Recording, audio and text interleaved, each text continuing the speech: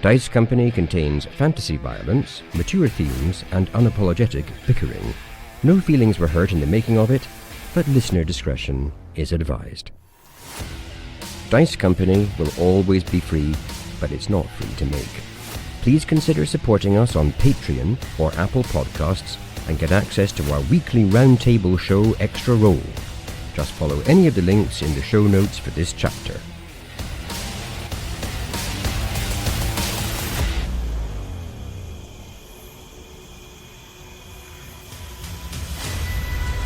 Good evening. My name is Aurora Zeno, first daughter of Denoplia. If you'll excuse my tone, where in the hells am I? Tock, you recognise this as the same Aurora, although she does appear to be a little bit older than the one that you met in the Fingers. You are in Concordia, furthest one.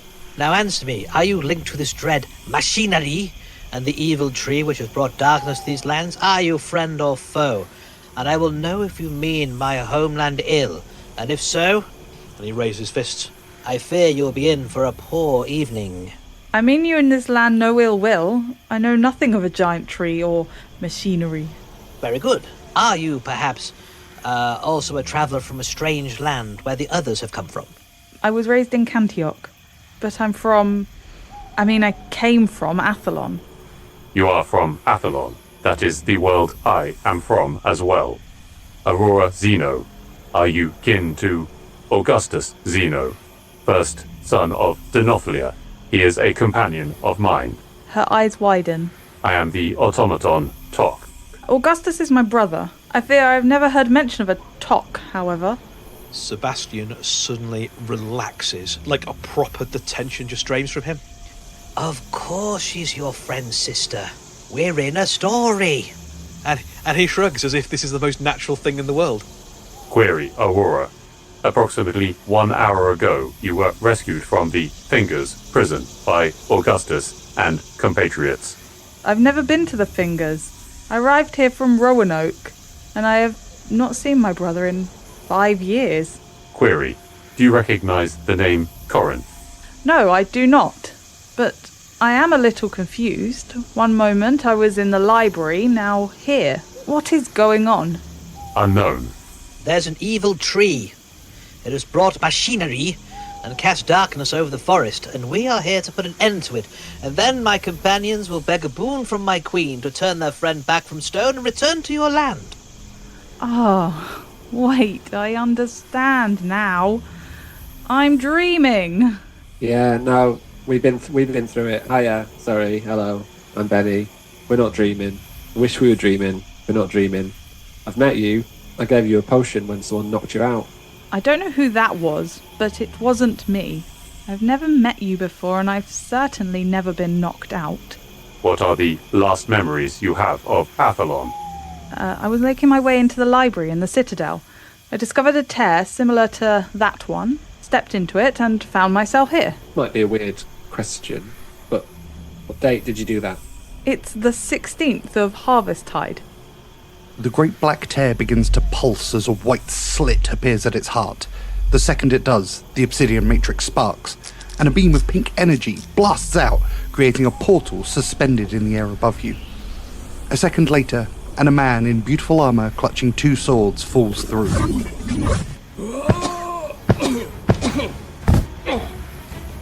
Bennie and Tock, you recognise the faller as Bardol Schultz.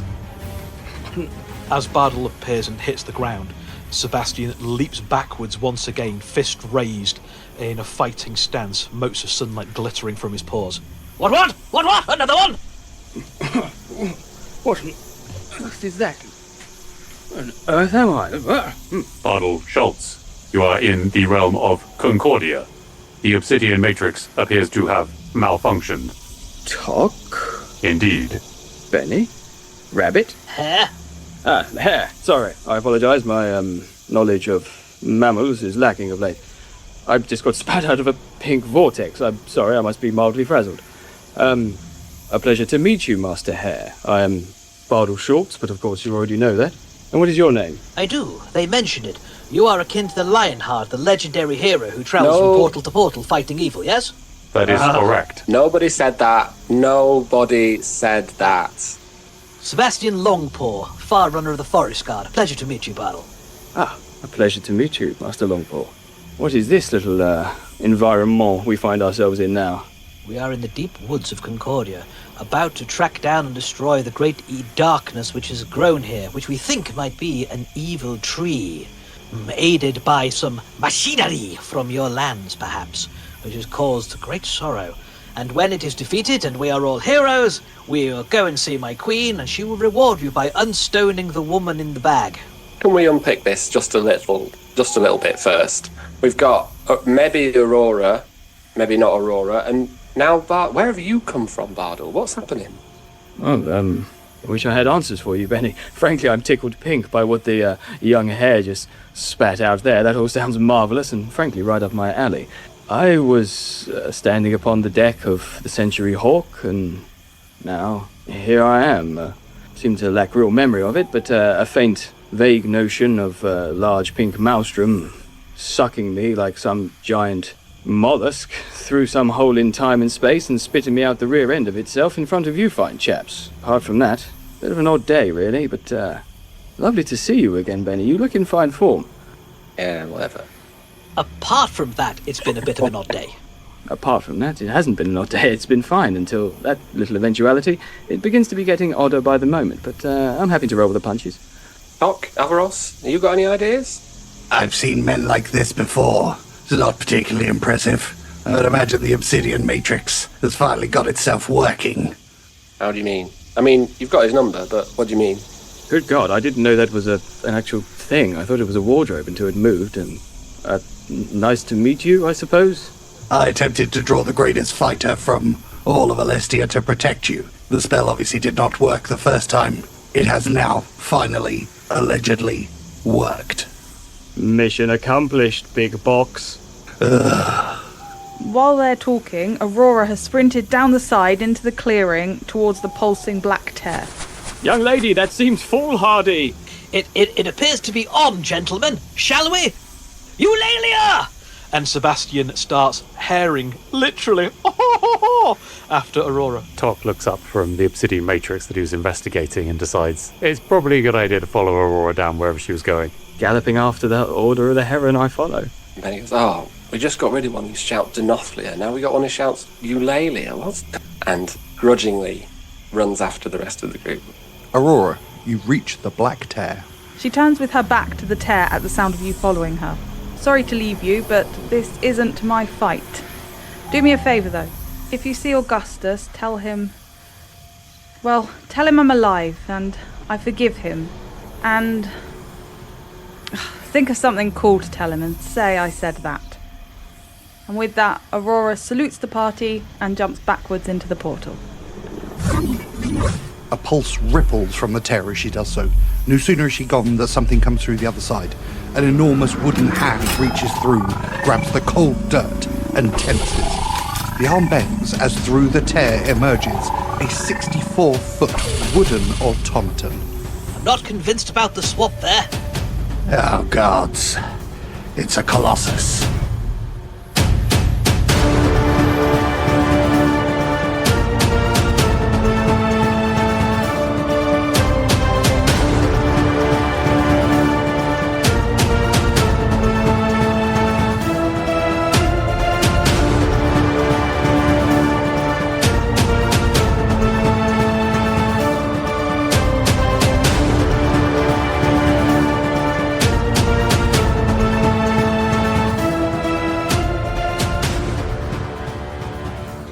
Welcome one and all to Dice Company's Small Embers Chapter 47, where a group of old friends weave tales of triumph, heroism and despair under the guise of playing Dungeons and Dragons. My name is Tom, and I'll be your DM through the continuing adventures of the separated Order of the Heron and its fairy tale frolickers. Fairy tale frolickers, please introduce yourselves and tell us one fun fact about your characters. Hello, I'm Dave, and I play Bennie Quez. So Bennie's found himself in a fairy tale world. As we have established, Bennie is a keen reader, and one of the other books, alongside the Chronicles of the Fellowship of Cantioch, that he discovered as a child was a book called Fairy Tales of the Old Country. which ought to have made him familiar with some of the tropes that he's currently encountering, except for the fact it was one of those fairy tale books where they hadn't really considered that their main audience was children, and all the endings were absolutely brutal and horrific. So he only read the first one and gave it up because it was too depressing. So all of this is entirely new to him. You introducing a variation of Grimm's fairy tales into this world. Yeah. I love it. Hi, I'm Harry, and I play Tock, an imposing 6'8" automaton. So previously, Tock's sole source of information on the social animal commonly known as humans previously came from Tick's stories of the Rojan.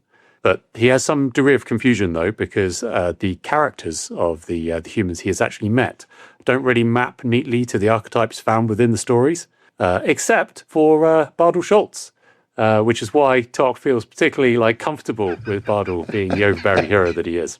Big fan of that, Harry. Thank you. You're playing to type, and everyone loves it.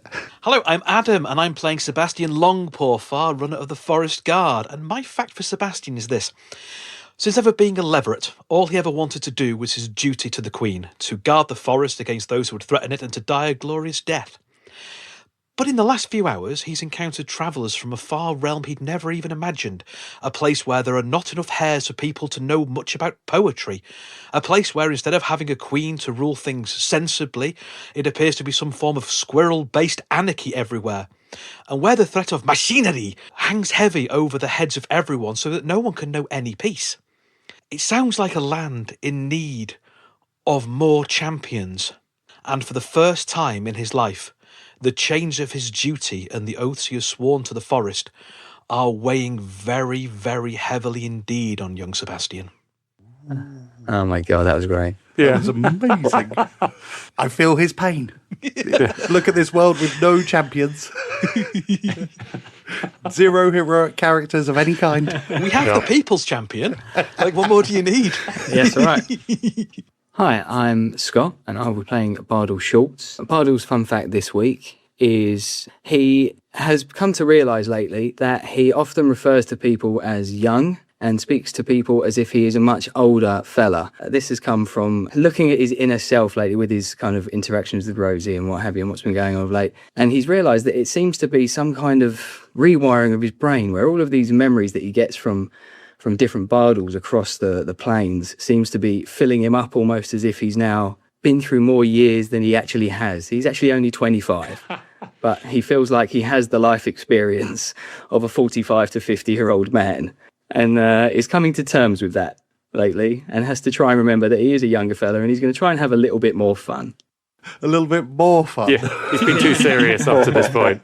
I think everyone's in agreement. Far too serious so far. Dour Bardol. Well, he's been sensible by his own, weird standards. Yeah. Before we begin, remember to check out our Patreon, our Discord, our merchandise, and our socials. Woo, merchandise! Details are all in the show notes. On top of that, don't forget to check out the latest episode of the Tales of Kael'Vala. Thank you to Adam, who continues his run with us today, and don't forget to check out his podcast, Force Majeure. Download, listen, give it 5 stars, spread the love. It really is fantastic. And remember, it takes all the running you can do to keep in the same place. If you want to get somewhere else, you must run twice as fast. With that in mind, let's turn the page on the next chapter of Dice Company.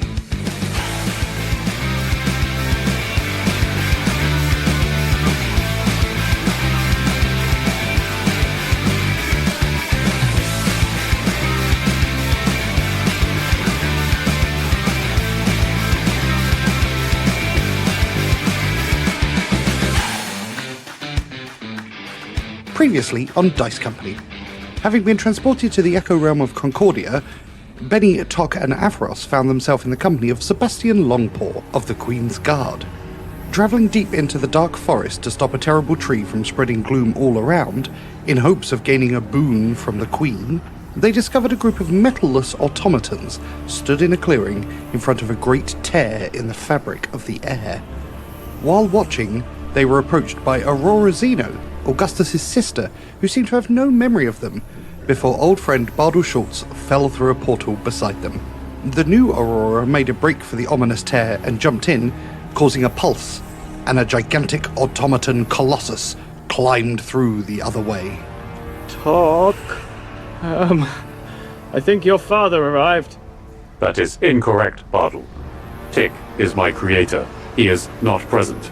Were we chatting about family trees or were we running away? I believe Bennie to be correct in this matter. Bardol agrees and begins moving backwards. Stood at full height before you, the automaton colossus has no metal armor. Its arms are covered in shoots that have become branches, and legs which resemble great oak tree trunks. It scans the forest with its red eyes, and as it sees you moving away, it attacks. Roll for initiative. Delicious. 19 for Sebastian. 4 for Tock. 14 for Bardol. And 6 for Bennie. It's the guest stars having to carry this team once again. Top of the round with the automaton colossus. Less good. It stomps towards you all, and with a sweep of its massive hand, it attempts to attack you all at the same time. Can I please have dexterity saving throws? Jesus. DC 17. Ooh, fail. 15. Woof. 22 for Bardol. Feeling springy. 18 for Bennie. 16 for Tock. All those who succeeded, please take 9 slashing damage. Those who failed, please take 19 slashing damage. As the massive hand sweeps down and strikes you all at the same time. A couple of you able to dodge out of the way. It's his turn. Next up, Sebastian. Eulalia! Eulalia! Sebastian's going to run up, leap onto its arm as it's swinging past, run down its arm, and then volley a barrage of lightning-fast punches into its face, his hands blazing in golden sunlight. Oh, he's going to try to, anyway, and then fall off and whiff it. First attack, 22. Is a hit. Please roll for damage. For 8 radiant damage. Second attack, 17. Is a miss. Then I'm going to spend a key point and make another attack. Is 12. That's a miss. And a second attack for my flurry of blows is a 15. That's a miss. And then because I spent a key point, I get to make one more as part of this. Oh, God. 13. That's a miss. At least my initial kind of screaming sunball uppercut smashes it into its face. And then I get scrappy dude by one of the shoots that are raising out of its arm, and it holds me back. Let me at him! Let me at him! Let me at him! Well, that's it, Hare. You give him your roll. Bardol. Bardol's just going to chase after the hare and dive in himself as well. Yeah, both swords drawn, happy and roaring. So first attack with Daysong. 15. Miss. Second attack, 14. Also a miss. 11. Bardol, what are you doing? Bardol dives in headfirst as he is wont to do, and with a flurry of slashes, just completely misses. The Colossus taking 0 damage. It's made out of entirely too hard a material. Clearly so! Clearly so! Keep at it! Eulalia! Eulalia! Bennie. Bennie is going to work his way round behind the automaton and basically slash across the back of its legs. At advantage as well. I know. The path of cunning, you see. The one. That's 26 to hit. Is definitely a hit. Please roll for damage. So that is a total of 16. Very nice. So the rest of you see Bennie slip between the legs of the giant automaton, drawing his short sword and stabbing it, slashing it across the back of the leg. You see chunks of wood flying out as he hits it. Glad to see our distraction worked. And then I'm going to use the rest of my movement to get a little bit further away, but not too close to this gaping portal. I'm sure he'll be fine. Tuck. So Sebastian Longpaw is currently grappling on the automaton, right? Correct. Okay, in which case Tock is going to walk around, circle around the side without squishing him. Tock's moving around to the other side from Bardol so that he too can attack with advantage. Ooh, very nice, very nice. Tactics, I love it. Tock attacks twice with his glowing longsword, which I've just got to see is 18 to hit. Is a hit. Okay, that's 9 magical slashing damage, and another 18 to hit. Is still a hit. And that'll be for 13 magical slashing damage. I'll leave it at that. Oh, the arrogance! Still got it, Tock. Still got it, baby. Still got it. Make us sick. Tock puts on a fancy cape. Thinks he's all that. Wrestles a dragon twice. We've all wrestled dragons. All those weeks of him using a spear and he couldn't hit the broadside of a boat. Now look, Just look at him lulling with Dom his- into a false sense of security. It is Averross's turn as he makes his way and reaches up to Sebastian Longpaw. Heals him for 7 hit points. So the angry dustbin does have a use. You may regain 7, Sebastian. Thank you very much. Most handy chap to have in a fight. What? You've got to keep the brave ones alive. Back to the top of the round with the Colossus. Does he get his multi-attack back? Oh, he does! It was only on a 6. Magnificent. I'm really pleased for him.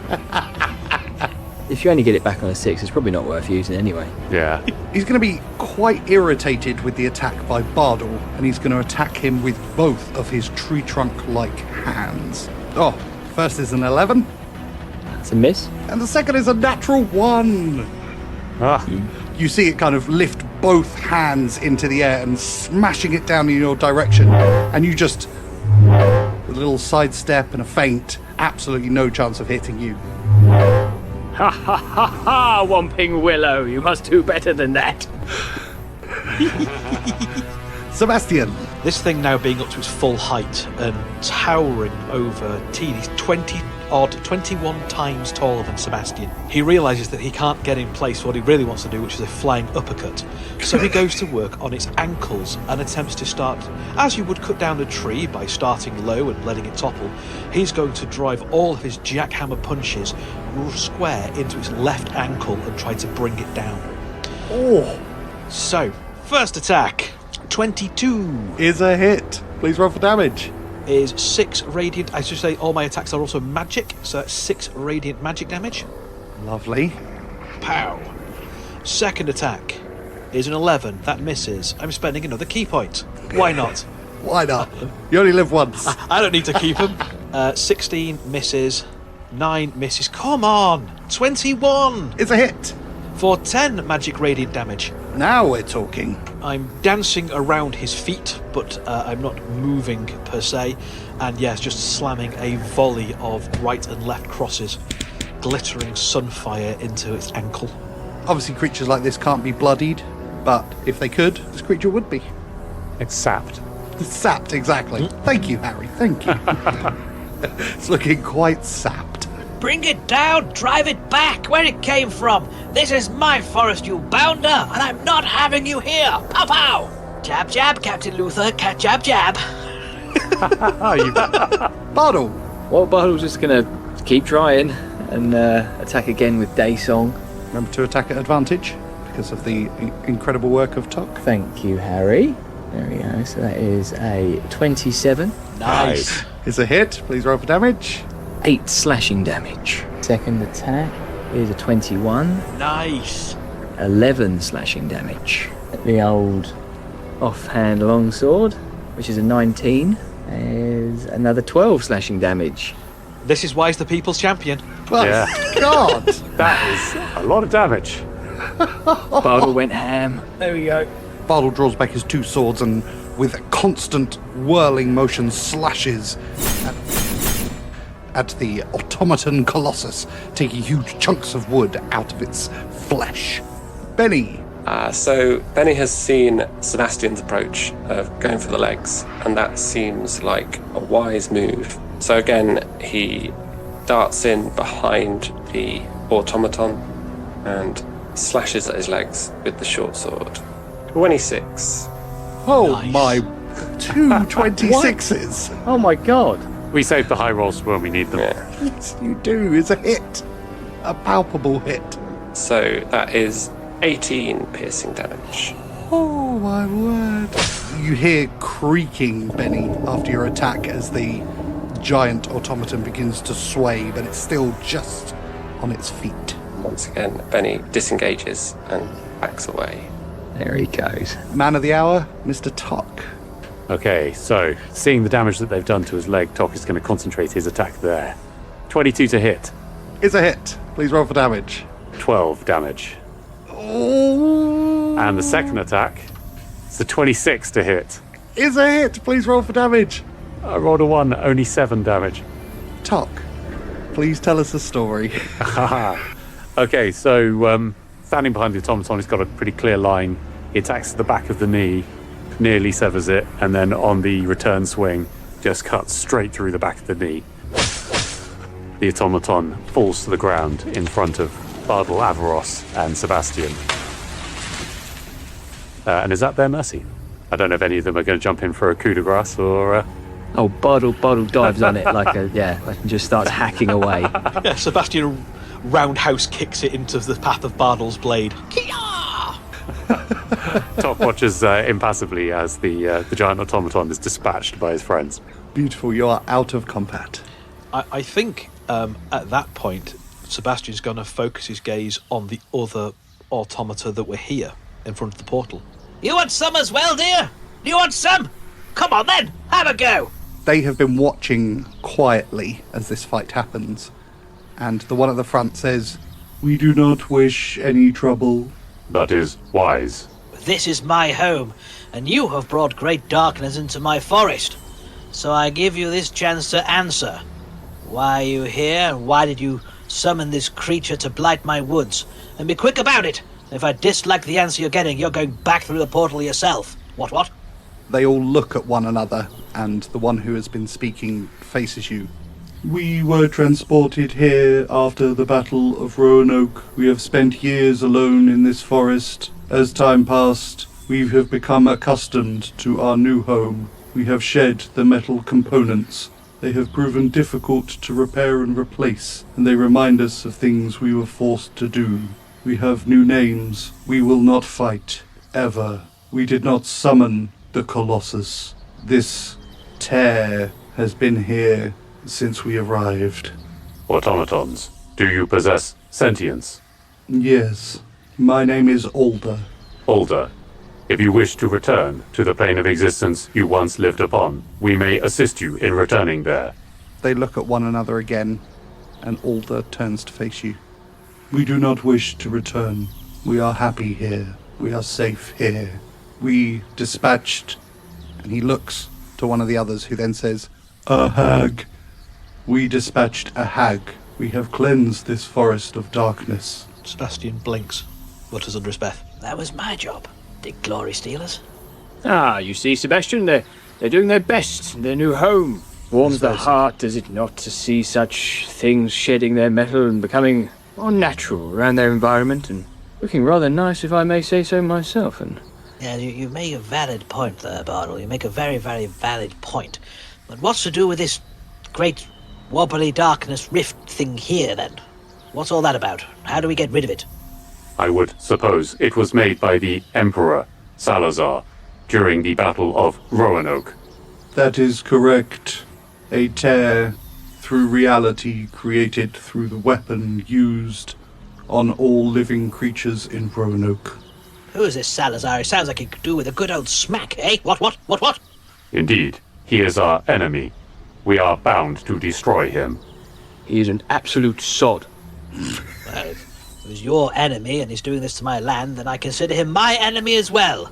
And if I can reach out and box his ears, I will not rest until I can. Marvellous. Bennie also wanders over and says, "Does that mean we could go through this portal, this tear, and get us back to us homeland?" Your friend's sister did. She did, didn't she? Well, if that's who she is, she did, yeah. Theoretically, that may be possible. However, the tear is not simply between here and the prime material plane. We believe it extends to all echo planes of existence. Yeah, of course it does. Wasn't going to be that easy, was it? There may be a way to test the other side of the tear. Tock's going to try investigating. We could always throw the angry wardrobe in there. I don't mind going. Tie a rope around me to pull me back. I'll go and take a look. It holds no fear for me. Mighty brave, Master. It is the path I have chosen. In the back, Averross is just shaking his head. Angry wardrobe. Automaton Averross, do you have any suggestions as to how to investigate? Let's have a look at it, Tock. And he steps forward and begins to investigate. You may investigate at advantage with his help. While they're looking at the portal, Bardol's going to wander over to Bennie. Bennie, old boy, where's the other automaton that's with us? Where did he come from? Has he been with you chaps for a while, or? I mean, Averross. Mm-hmm. Yes, Averross, that's right, yes. Sorry. You were in Fingers, you were a prisoner. We've, you could say we rescued him. I don't know if that's quite what we've achieved, but you know what I mean. Yes, well, has he always been so surly, or? That seems to be his thing. Okay, well. He's a wizard, you see. He's not really a, wardrobe automaton. I think he's sort of stuck somehow. We haven't really got into it, but... Interesting. There did seem to be depths to him from, what's been going on, but I wasn't expecting that. How interesting. Okay, well, wizard, eh? Depths and, excellent volume in the wardrobe as well. Fancy storage space. Absolutely outrageous shade being thrown at Averross here. You're lucky he's not paying attention. The investigations get a 19. Very nice. So with the help of Averross, you're able to ascertain, as the previous automaton has shown to you, that this is a tear across multiple realities. It appears to be completely randomized. You could certainly step into it. It wouldn't cause you any damage to step into it. You have no idea where you would end up. That you know of, there are 5 planes, including the prime material plane. Would the tear be in the same, say in the same place, but it would be in existence in every plane. So you could jump through and jump back, and then presumably we might not get back to where we started. We might go random and then random again. Yes. So eventually we would be able to get back to the material plane with enough jumps. Yeah. Okay, so Tock will relay this to the rest of the party. Sounds like a TV show I've seen before. Yeah. Cosmic Jump, something along those lines. If we slide through this portal, sorry. As you were giving that explanation, it occurred to me that the cool thing we might say that Aurora said would be smoke me a kipper. I'll be back for breakfast. Definitely. If we slide through this portal, we will take a quantum leap across the dimensions. The process will be random. We may return home with enough permutations. Well, I'm up to roll the dice if you boys are. Well, hang on. Well, firstly, what are the other places we might end up? And secondly, we've still got old statue Seraphina here in Bag. Where's the place we're most likely going to be able to solve that? Where was she when she was turned into a statue? Right here. Well, I'd say that probably the solution then probably lays on this plane, no? Indeed, the Queen. Since the darkness has been defeated, my queen may be able to help there. She will certainly owe you a boon. I suppose owe them a boon. But we did destroy the big thing. That counts. That definitely counts. Yes, always counts. Felling a giant counts. Or where are we if it doesn't? What the hell are we doing? What are we doing it for? The whole thing's a bloody sham! Well, maybe we need to take a detour to see this queen before we do our else. I would find that to be acceptable. Tock will turn to the all-wood automatons and will say, Automaton Older, I request that you accompany us to visit the Queen. I have questions about the weapon that was used by Emperor Salazar. They look at one another again, and you see nods of agreement. Very well, we shall accompany you to the civilization of the animals. And if you defeated the hag that was also the source of the darkness, then she might give you a boon as well, like a house or something. She might give you leave to remain in her woods. I would find that to be acceptable. Yay. But it seems we've come to an accord. Sebastian, could you lead us back to your queen? Of course. Follow me, friends.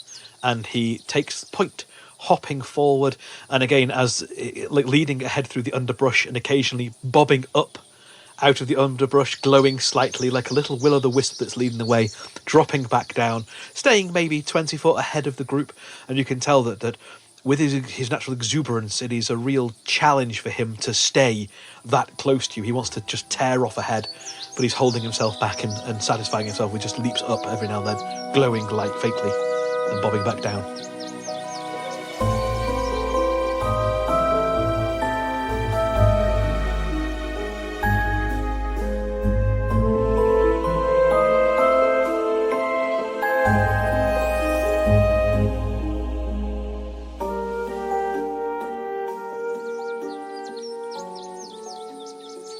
With Sebastian taking point, Bardol, Bennie, Tock, Averross, and the wooden automatons follow the hare through the dark forest towards the court of the Queen. So whilst walking, Tock is going to go and ask the all-wood automatons some questions, Alder in particular.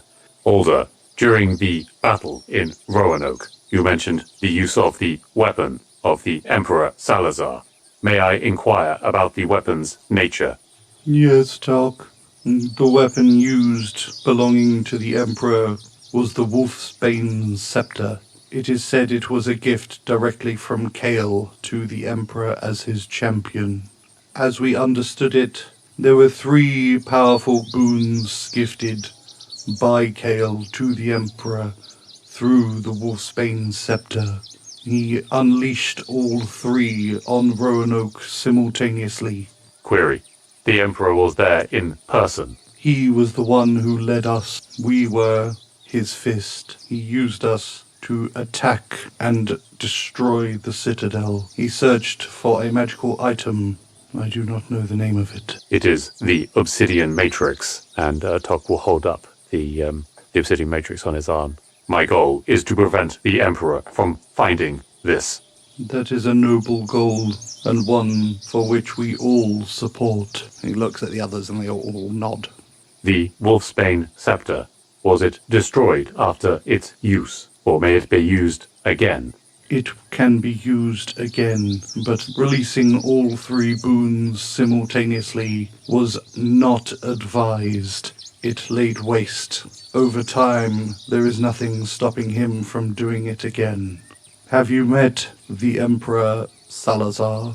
Negative. I have not met him in person, though I know those who have. He is powerful and protected at all times. Many brave fighters challenged him, and all of them fell, unable to deal any damage to him.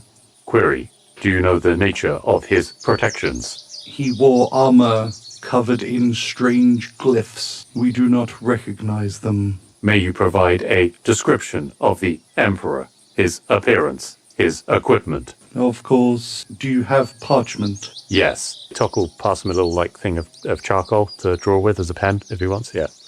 So he very quickly sketches what the Emperor looks like. His armor is incredibly ornate. It's got huge shoulder pads that are sharpened to a point, and it's covered in what you recognize to be Alokian glyphs. To your surprise, his face is half covered in a mask.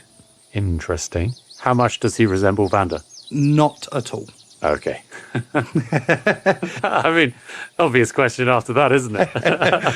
The only similarity is the fact that he's wearing a half mask. And you know, because you will have seen drawings of the Emperor before in his regal, that the sketch that you have seen is different to the official paintings of the Emperor.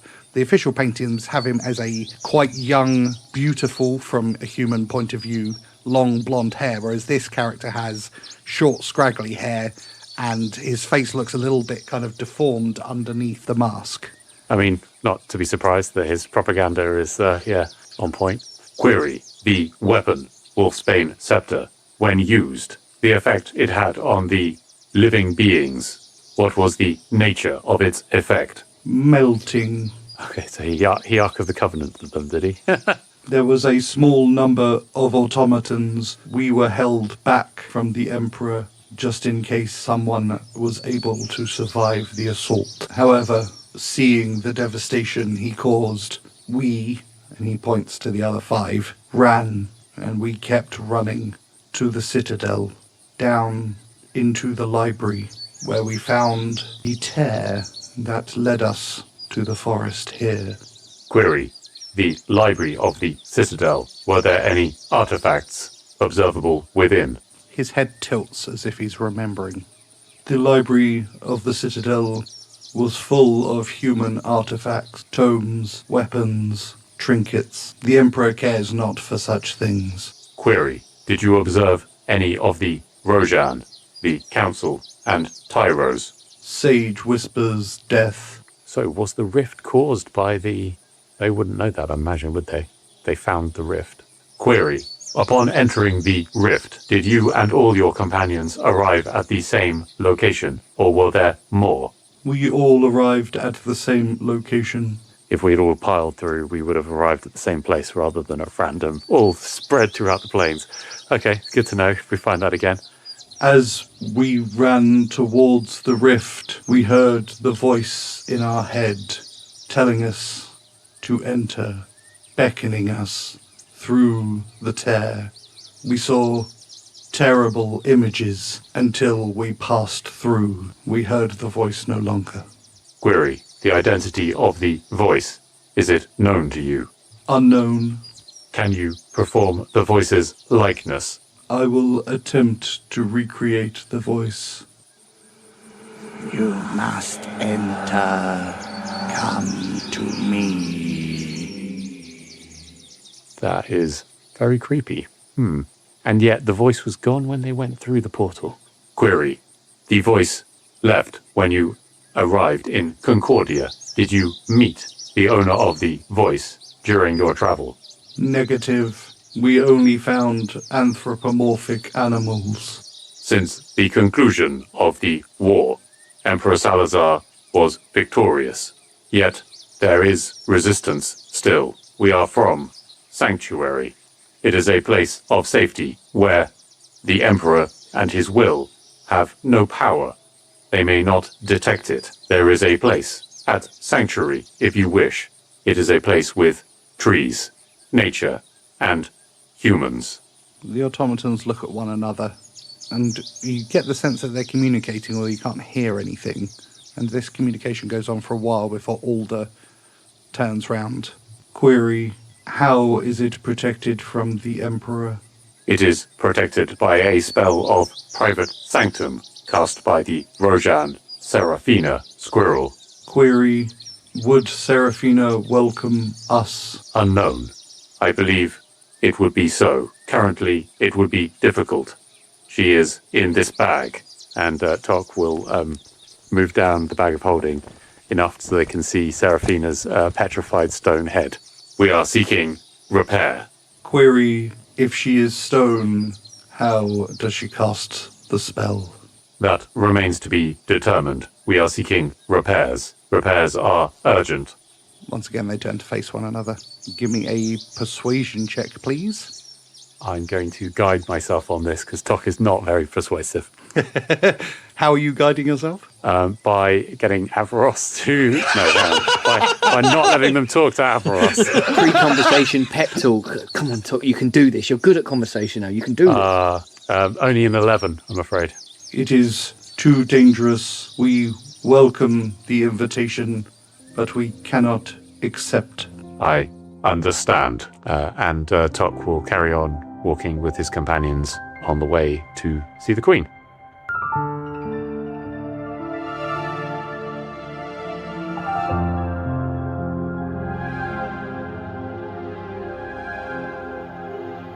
Averross approaches Bardol. Where did you get the sword? Sword? Yes, the glimmering, obviously magical sword. Ah, the striking day song. Yes. Found it in some tricky cave. Yes, it's found it lying in a treasure chest. Thought that will fit me, and so beautifully it does. Why are you so interested? It is a style of design I have not seen. May I investigate it for you? Bardol looks warily at the automaton. Give me an insight check. 19. The ancient automaton appears trustworthy. You don't get any sense that he's going to try and steal it and do a runner. Well, Bardol got the sense from Bennie earlier that they seem to trust Averross, even though he is surly. And so he pulls Day Song singingly from its scabbard and hands it hilt first towards the automaton. He takes it, and you see that a small eyeglass appears over one of his eyes as he holds the sword up and begins to investigate. This is incredible. You see these markings along the blade itself. Hmm. You know they're Alokian. Alokian, eh? Seen some of those recently. Tell me, when you are slaying things in your role as champion of the people, Yes. is there a radiance to the damage that you do? Not that I've noticed, I must say. Though, I do tend to merely kill men recently. You are a very lucky man. This is an Alokian benediction, a literal gift from the gods from before the Great Ruination. This is a powerful artifact which increases in power as its wielders do. It is a one-of-a-kind. If you look here, it says Anclarel's Day Song. This is the god Anclarel's sword. How intriguing. I'm salivating at the very idea of the potential of this sword, and how befitting it is that I should be wielding it. We, and by we I mean the Council of Rojan, spent years looking for any sign of these things, and we only ever found two. That thing, and he points to the obsidian matrix around Tock's wrist. We found that in a fake tomb of Elias the Wanderer in Nebuchadnezzar. The only other one we found was a warhammer, Callus Justica. He was being guarded by an ancient red dragon called Caramir. It took the entire council working together to defeat him, and even then the damn thing didn't attune with any of us. The things we could have done with it. Instead, it just sat in the study hall of the library beneath the citadel, gathering dust. Seems like a terrible waste. Did you say Elias the Wanderer? Oh, interesting, yeah. Cave of Elias the Wanderer that I happened to find Daysong. I mean, it wasn't actually Elias, as I mentioned previously. It was a facade. But, interesting. You know, these weapons are said to have the power to kill actual gods. Let's hope none of them upset Bardol Schultz, eh? And hands the sword back. And he happily sheathes it back on his left hip. Finished with Bardol, Averross approaches Sebastian and Tock.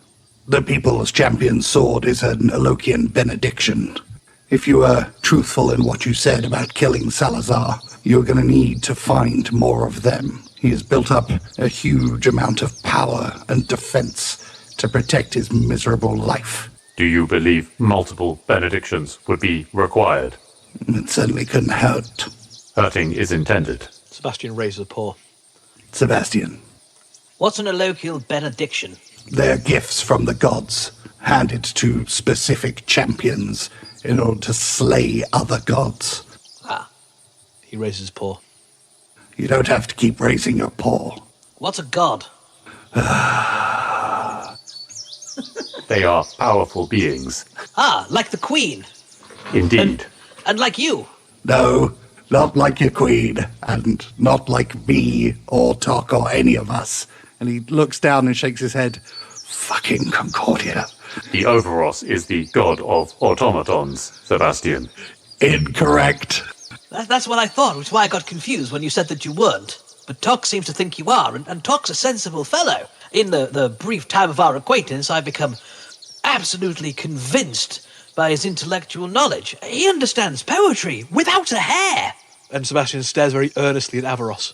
Who turns to face Bennie. Don't face Bennie, he doesn't know poetry. We've already established this. No offence, Bennie.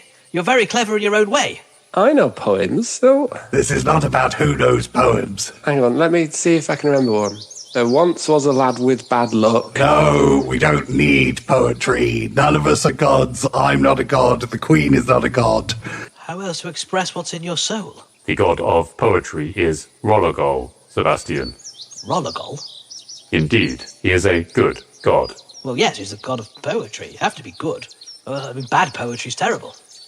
Tock looks confused for a second whilst he's trying to think of a god of bad poetry. I think based on Bardol's previous fact, I think he is the god of bad poetry. So, you need blessings from the gods to kill the Emperor. Is the Emperor a god? He might well be. Okay. And an Emperor is a bit like a queen, but not as nice, because of the squirrels. But not the squirrel that's in the bag who's a nice squirrel. Correct. Your realm is very confusing. This is what happens when you don't have hairs in it. Proper hairs, like me, of course. I understand you have, like, other hairs, less good hairs, non-talking hairs, non-fighting hairs.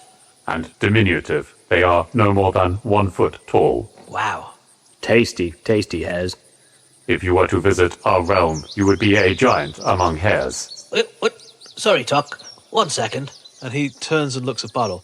Tasty hairs? Well, yes. As brace of conies is a fine way of spending afternoon. You didn't have the smell of a predator on you. terribly sorry. Can you not see where my tea? I have. Yes, it's a tradition amongst men of our realm that we eat beasts and anything that doesn't move past us fast enough, quite frankly. Not other humans, though. Very odd. Tasting.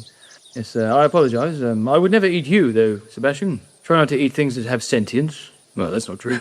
I try not to eat things that have smiles and hearts and love in them, but cows, hares, rabbits, dogs, wolves... Bugbears, owlbears, you know. I believe it is sapience that is the distinguishing quality. Yes, 2 legs, plenty of meat. You can go off, people, you know. I do apologise, Sebastian. Sebastian, before this conversation goes off in another wild tangent, this queen of yours, Yes. can you just walk up and say, hello, want to talk to you about something? Isn't there some sort of process, guards? Well, I am one of those guards, you see, and that's why I can just walk up. I'm in the forest guard, and a good monarch should always be available to their people to help them through their troubles and to hear their sorrows and to share with them their moments of joy and happiness. For truly, the queen is the heart of my people, and she needs to know that it beats, you see. I'll have to introduce you because you are not of the people, but she'll listen to me. Yes, of course. Is that not how it's done in your place? Not quite, no. That's... No wonder you're in so much trouble. Well, how does your... Then again, you don't have a queen. You have an emperor on one side who's a bad queen, and the rest of it's all squirrel-based anarchy. No wonder you're in such trouble. What you need is some sensible hares to come over and show you how to do it. Benny just looks like he doesn't really know how to handle this conversation and just goes, yeah, you've summarised it quite nicely. Yeah, if your ruler doesn't understand what the people need, how can they serve the people? Well, you see, Sebastian, in our realm, ruler doesn't really serve the people. Ruler just does what he likes and gains more power and control, and then he gets to do even more what he likes. But how can you do what you like if you don't have the will of the people behind you to do it? Well, you make them do what you want. How unnatural. Benny, query, what is the mechanism for control? I have been investigating this for some time. I suspect pheromones. What? The human social ordering. No, Tock, it's not pheromones. It's mostly people who think they might be able to get a bit more power, scrabbling around to do what Emperor wants, so they might get that power, and everybody else is too afraid to do out about it. Too afraid? Why? What'll happen if they say no? The Emperor used a powerful weapon. The automatons that are with us were sent from our dimension to this dimension. He can't do that to everyone, surely. Well, he just kills everybody else. But if he kills everybody, then he has no one to tell what to do. The humans are puzzling. Yes, if everybody just said no, then nobody would do what he told them and have no power. That's all it takes. No. And then a stern bop on the nose. Tell you what, Sebastian, when we get back to our realm, I'll recommend that, and we'll see how we get on, all right? Please do, and let me know. No, absolutely. I'll report back after I've gone round suggesting that we just say no and all. Just say that's not going to happen. I'm sure that will go really well, and then I'll pop back and let you know that it's all gone swimmingly and we're much happier and better off. Excellent. I'm sure you will be. That's all it takes. The thing with a bully is a bully can't abide defiance, and that's what you do. They say do it, and you say no, and they say I will hit you, and you say okay then, but I'll hit you back, and if you kill me, that's fine, because my brother will then hit you, and then my brother will then hit you, and then my brother will then hit you, then my sister will then hit you. Eventually, they'll run out of hands, and either they'll rule over an ocean of corpses, in which case you've won morally, or they'll give in which case, kill them. Okay, well... That's the thing about predators. They rule because people are afraid of them, and it's that fear that gives them power. If you say no, if you turn that fear back on them, they will shrink. If people realize that a little bit of suffering is worth it for freedom, for honor, to look after your kith and kin, to defend your fellows, and to walk proud, knowing that you've not tarnished your soul tugging the forelock, when you have someone that rules for the people, by the people, that cares about the people who they work for, everybody pulls together and you're stronger than the sum of your parts. But if you sit alone on your mountain, throwing rocks at anyone that comes by, telling them that they do what you say, they'll run out of rocks sooner or later. But you'll never run out of hope, Bennie. Well, I admire your idealism, Sebastian. I can certainly say that. As do I, Sebastian. You are wise. If you would wish to travel to our realm and teach the humans, I would be grateful. I'm sworn to serve my queen, but if my queen deems fit to release me to a land that needs me more than she does, I would be honored to travel back with you and show your people what happens when we all raise our voices and say no. Bardol knows, Master Hare. It's called war. That may be another creation of our own realm. I've been in Concordia too long. I'm starting to agree with the hare. Well, I think we can all agree that a hurry would be a good thing, to your point, Averross. How far is it to this, I'm going to guess, castle? Castle? Castle? The Queen's big house. That's the one. Yeah, yes. Not far at all, but we're almost there. That's the thing in Concordia. The journey takes as long as the journey's needed to take. We had to have this conversation because you needed to hear it. Otherwise, we wouldn't have had this conversation. And that should mean that her house will be just around this copse of trees, I reckon. Let me go and take a look. And Sebastian scampers on ahead. Hang on, are you telling me we needed to have a conversation about the god of poetry? Yes, Bennie. Poetry's very important for the soul. Right, yes. Clearly, we might need to have that conversation again, because this is the third time we've discussed the importance of poetry. It doesn't appear to have sunk in. Go and look for castle, Sebastian.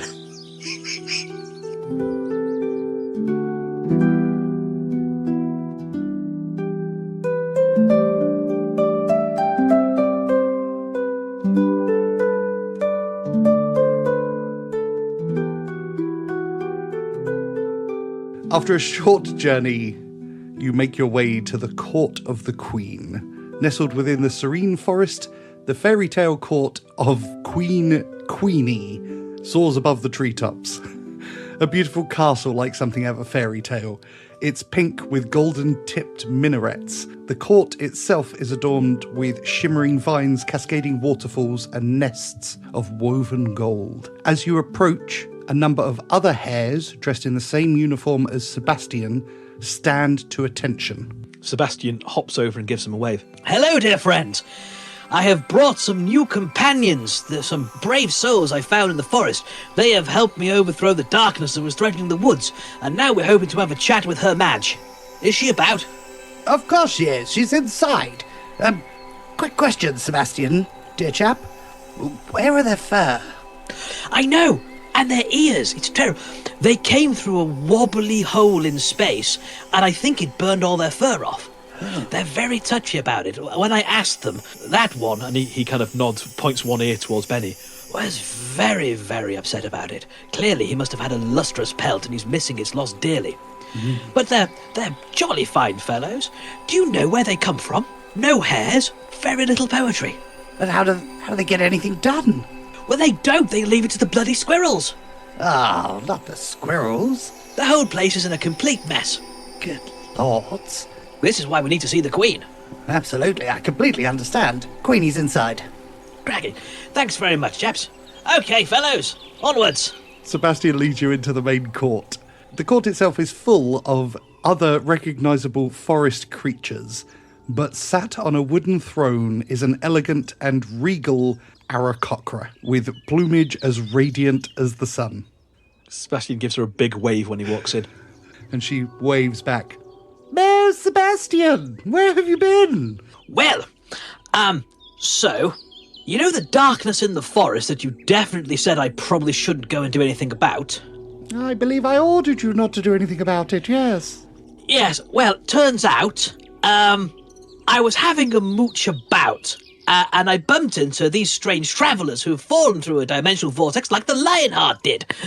And they thought that maybe the darkness would be something that was worth stopping out, because where they come from, they're very much into stopping the darkness.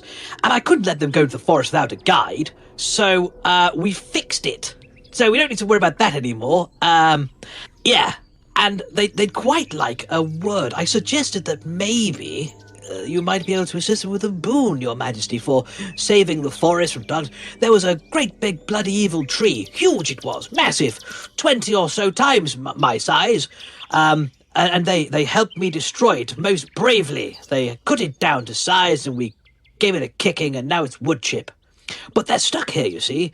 We found a wibbly hole in space that might lead back to where they came from, but it's looking a little ominous, and they're not entirely sure they want to go hopping through it just yet. And also, they've got a friend who's accidentally stone. The other one was butterflies, but I don't think we could do much for her. And they're hoping that maybe you might be able to do something about their friend who is stone, what with you being great. As Sebastian does this, Tock is going to take the stone squirrel out of the bag. Serafina, sorry. Allow me to introduce my companions, my new friends from a faraway place. This is Tock, this is Bennie, this is Averross, and this is Bardol. My name's Averross. Bardol bows with a genuflect. And you notice that the Queen's eyes are immediately drawn towards you. So Tock, having observed Bardol's interaction with the Queen, will try and do I would say copy it, but it's like a wardrobe trying to copy it. So, yeah. Give me a performance check, please, Tock. So Tock does pretty well. A 5. Just falls flat on his face. Exactly. Just plants his face. Sebastian kind of leans in and sotto voce goes, This is how he does it. He did it when he found out that the big thing might be his god. shoots the Queen a thumbs up. Sebastian, you have directly gone against my wishes, but you have purged the forest of darkness. You have brought me these unusual but not unappealing creatures that I don't recognize. Don't ask about the lack of fur. They're very touchy about it. I see. I am mind to say thank you, Sebastian. You have once again honoured our court and me personally. Sebastian literally glows with pride, a lambent golden radiance glowing from his fur as he puffs his chest out and his ears point up and he raises up on his hind feet. Elfar, please make sure that Sebastian gets a medal for his incredible work. And for the rest of you, you come seeking a boon. I love giving boons. Yes, please, Your Majesty. Associate and friend Serafino is locked in some kind of a stone, and any help you can give us would be greatly appreciated. Also, may I say, what a strikingly beautiful visage you are, even in this wonderful place. And as for the lack of fur, if you're willing to check me later, I think I can be available. Sebastian's right ear droops slightly and there's a confused look on his face. Oh my, you remind me an awful lot of the Lionheart. He was just like you. Anyway, so one of you has been turned to stone. This one here with the beetle wings? That is correct. I'm afraid this is beyond my capability. I cannot turn or unturn anyone to stone. It is disappointing because I do wish to give you a boon for helping the most brave and loyal Sebastian. You mentioned also that you wish to go home. Where is this home? I may be able to help with that. I believe it is referred to as the prime material plane. She looks at Sebastian for clarification. It's down there a bit, I believe. They have no talking hares, or a queen. It's full of squirrels. So where the Lionheart was from? Where the Lionheart was from, yes, that place. That's the one. Yes. Oh, well then I can definitely help with that. I presume there are still Jerima trees within this prime material plane? That is correct. I possess 3. And there is one on the plane that you wish to go to? That is correct. In that case, please follow me. Sebastian, I would like you to accompany us as well. Of course, Your Majesty. He glows even brighter, a little swagger in his step. Bardol catches up with the Queen and offers her his arm to accompany her. Thank you. What was your name again? Bardol Schultz, Your Majesty. He's the people's champion. I can see why. And she accepts your offer. Oh, you flatter me, Your Grace.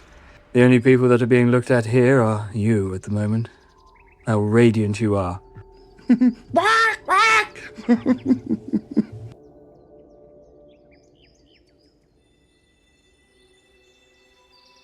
She leads you out of the court into a kind of very secluded area with lots of vines hanging down, and in the centre of it is a big Jerema tree. This looks like an ancient Jerema tree, very thick-trunked, in full bloom. It almost looks like it's raining droplets of gold. The glow of it is incredible. It's almost an uncomfortable brightness. This is the most ancient tree in my kingdom. I should be able to make a connection between this one and the one on your materials plans, and you will be able to transport between the two.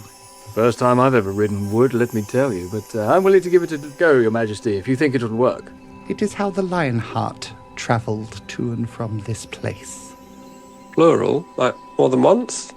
Oh, yes, he visited quite a lot. He used to pop back and forth, did he? He was a favourite in my court. I was younger then, more beautiful. But, yes, he often came and paid me a visit. Query. When is the last time the Lionheart was present in this realm? Oh, it would have been around 11 years ago now. It's been so lonely without him. Did he tell you he were going to stop coming, or what? No, he said that he had something important that he needed to do. But it wasn't the only time he'd said something like that. He was very brave. I believe he was often at war, he said. War? Indeed, there was a war with the Empire, Emperor Salazar. The Lionheart's whereabouts are unknown. Oh, I see. Well, I was almost very heartbroken when he left. It was truly a dark day, and I miss him.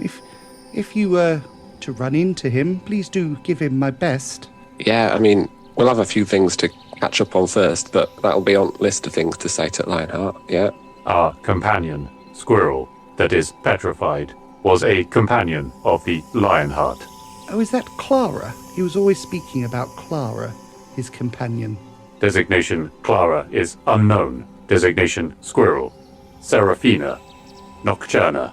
Bennie is looking very interested at the mention of this name, but says not a word. And you are joined by Averross and the other automatons. Well, if you would like to say your goodbyes, then I can open up transportation to your home. Sebastian turns to his friends. Would that I could come with you and teach your people the power of saying no to bullies. Teach them the wonder of poetry and the need for more talking hares. Really, it seems like a great deficit that you've got going on there. No wonder your world's in such a mess. Help teach your people the need for a queen as just and caring as ours, who cares for her people and is cared for in turn. He sighs deeply. But alas, my duties mean I must stay here.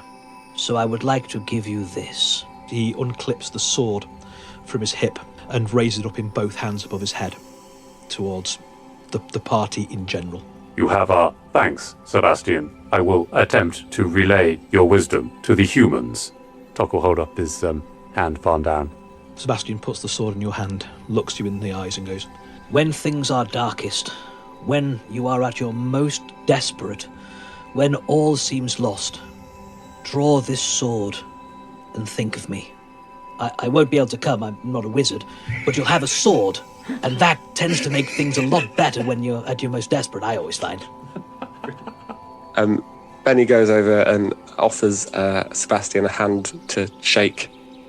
I don't know if they go in for that in this realm, but...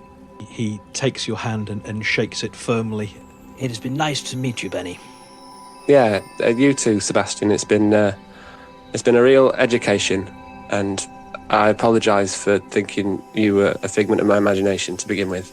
It's quite all right. It happens more often than you'd think, I'll be honest with you. Cleave true to the path of cunning, Bennie, and let nobody tell you that it does not contain its own honour. Well, that I can promise you to do, at least. All right, farewell. Bardol goes over to Sebastian. It's a pleasure to meet you, Hare. And you, hairless. Ha ha ha ha ha! Very good.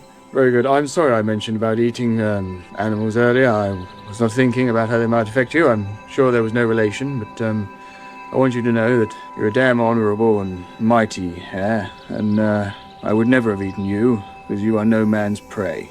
Continue to look after your queen, and it has been my pleasure.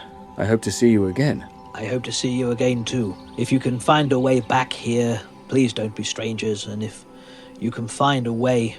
And Sebastian kind of side-eyes his queen. That I may at some point be put on detached service to assist, representing the glory of Her Majesty in the forest realm in your place that so desperately needs its stories back. It would be great to fight alongside you once again. We would love to have you with us, Sebastian. And I will do my best to return as often as I can, if nothing more than to share more of your friendship and time, and Bardol kind of looks sidely to the Queen, and to enjoy more beautiful delights of your wonderful playing. Tock is going to take from his bag of holding a gift for Sebastian. Sebastian, this is a sending stone. It is possible that this may allow communication between the planes. To be able to continue our companionship over such a distance, even as just through words, is a mighty gift indeed. Tock will explain how it works. While Tock is explaining this to Sebastian, Bennie elbows Bardol in the ribs and goes, "What are you doing?" What do you mean, Bennie? All this flirting with the Queen, what are you doing? Oh, she's beautiful, is she not? I'm only a man. I can't resist every beautiful creature that's slided past me. What about Isabella? Isabella? Yeah. You may have to refresh my memory, Bennie. What do you mean I've got to refresh your memory, Bardol? That, you know, you and Isabella are meant to be a partnership or something, a thing. And now you're out here flirting with queens and all sorts. Oh, no. You should be ashamed of yourself. I'm terribly sorry, Bennie. All fares in love and war and all that. I don't know. I'm sure Isabella is fine, and she loves me dearly. What do you mean you're sure she's fine? Do you even know where she is? I don't really know where I am, Bennie, to be honest. I'm sure she's in far better situation than we are. Bennie shakes his head furiously. Oh, you're right, Mr. Bardol Schultz. I do believe I've heard that somewhere before, but yes, I'm sorry. Averross approaches the Queen. Queenie, I can't believe I'm going to say this, but I would like to beg a boon of you myself. Me and these automatons also helped in the, And he looks away. cleansing of the dark forest of the evils. Sebastian nods emphatically. I would like these automatons to be gifted safety to live in the dark forest, and I would like to be gifted the same safety as I live with them.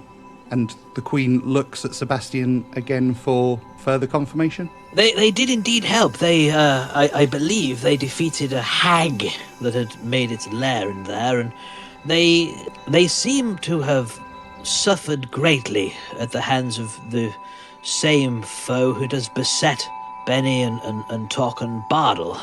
I have not travelled with them as much to gain the measure of their soul as I have these other brave companions here, but it feels to me like they are bearing a wound. And what is Concordia for, if not to heal the wounds of the soul? And if it turns out they're wrong, we'll come and give them a kicking, eh? You continue to be wise beyond your years, Sebastian. I will make sure you have another medal for such incisive commentary. Yes, man of metal and friends of wood, you are gifted a place of safety within the dark forest. Do not abuse the gift that has been given to you, please, or as Sebastian says, we'll give you a right good kicking. Thank Averross. Does that mean you're staying here? Yes, I think so. I worry that if I come back, I'm going to be hunted for the rest of my days. And seeing these automatons, I feel a certain responsibility. Oh, God. Not like children, but not children. So if this makes sense. I mean, a small amount, I suppose. But aren't you needed back in Ilestia? I haven't been needed for 12 years, other than for Salazar, and having me there with everything that I know, he would eventually break through my defenses, glean the information he needs. It just seems safer for everyone for me to stay here. And while I say that, Tock, that obsidian matrix, it might be safer for you to leave that here with me. That may be true. It is sought by the Emperor. And as far as we know, he can't make it to this echo plane. Might be the safest place for it. I can't force you to give it to me. It is yours by right. I do not know how it may be detached. And Averross reaches out and places his forearm next to yours, and the obsidian matrix begins to move and reshape. I cannot take it without your permission, but I know how to take it. Tock pauses for quite a while and then says, I would find it to be acceptable. Safety is important. If ever you need me, and we can use the obsidian matrix to travel to your location. Yes, we can. And Sebastian suddenly looks very eagerly at the Queen. Not right now, Sebastian. I need you here. But if at some point there's a hero's call... Well, obviously I'm not going to say no to a hero's call. Not a monster. And I am a hero. Oh, we found one at last. Yes, Sebastian, you are a hero. I've told you many times.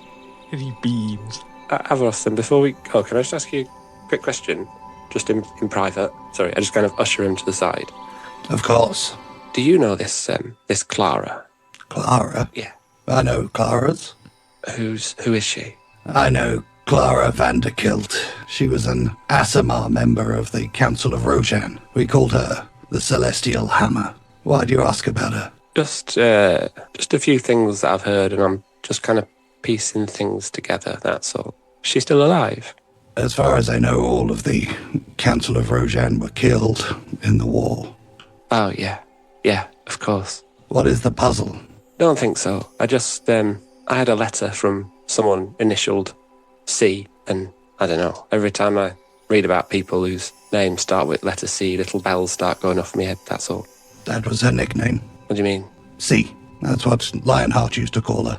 Right. And her and Lionheart, you said she was companion. How are we using that word exactly? He leans in very close. In the most disgusting way you can imagine. Thanks, Averross. You're welcome. It was something of a running joke for the rest of the council. Clara and Lucian always running off to be together. Right. Well, thank you. I think that's me. Curiosity appallingly satisfied. You're more than welcome. All right. Well, you look after yourself. You too, Bennie. I'll leave you in Tock's more than capable hands. All right. Queenie steps forward and runs a hand down the trunk of the ancient Jerima tree, which splits gently and widens, creating a golden doorway. Just walk through it, and it'll transport you directly to the Jerima tree you identified. Tock will walk through. And he's following. As the boys go through, just before he goes through, Bardol stops and turns to the Queen and bows once more and says, Queenie, I look forward to seeing you again. Beautiful. And just strolls through the portal. And the last thing you see as you step into the doorway is Sebastian, Queenie, Averross, and the wooden automatons all waving you off as you leave Concordia for the prime material plane and home. And we will end it there. Nice. That was awesome. Amazing. I'm a bit worried that we're going to shoot out of a tiny sproutling, though. We'll return and we're about 6 inches tall. Yeah.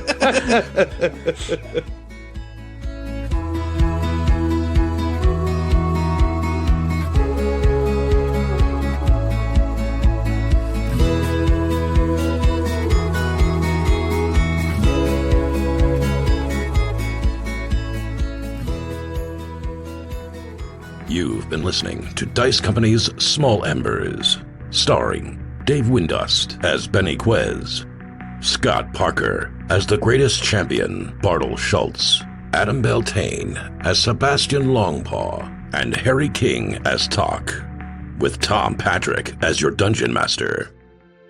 The humans of Dice Company would like to thank the following sweethearts for their support. Marshall 001, Marky B, Darcy Thompson, Jenny the War Camel, Stephen Sakura, Nori Gosler, Mickey Arnold, Happy Daddy Scotty, Tika, S.J. Phionics, Richard Ungamus, Rabbi Camel, Team Vander, Paris Pakar, Path Pursuit, Julia Zeno, Shovels, Mama Strange, Queenie, Liz Beckett, Axel Runholm, and Chris from North London.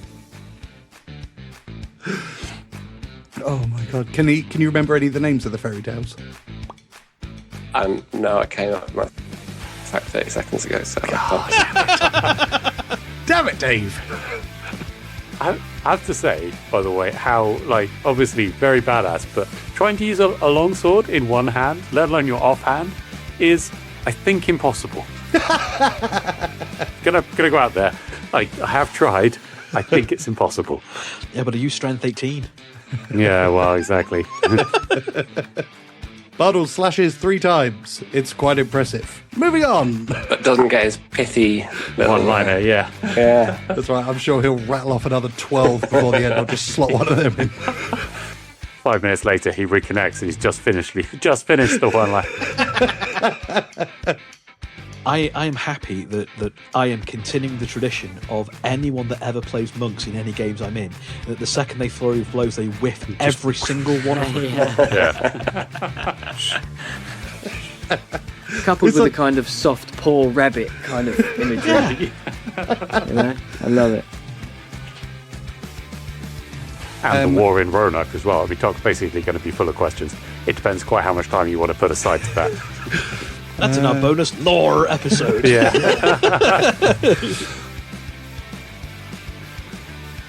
I find it very difficult because I really, really hate cats.